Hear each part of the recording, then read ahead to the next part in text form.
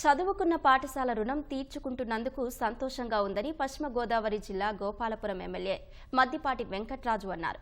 ఎమ్మెల్యేగా అందుకున్న మొదటి నెల జీతాన్ని తాడేపల్లిగూడెం మండలంలోని ఆరుగొలను గురుకుల పాఠశాలకు విరాళంగా అందజేశారు.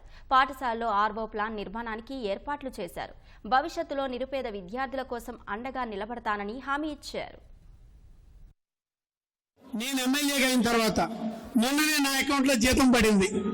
ఆలోచించా, ఈ నా మొట్టమొదటి జీతాన్ని ఎక్కడ ఉపయోగించాలి అని ఆలోచించినప్పుడు నా మదిలో మెదిలింది ఆరుగొల స్కూల్ మీరే. ఇక్కడ చదవడం వల్లే కదా, ఇక్కడ ఉపాధ్యాయులు ఆ రోజున మమ్మల్ని సొంత బిడ్డల్లా చూసుకుని చితగొట్టేసేవారు.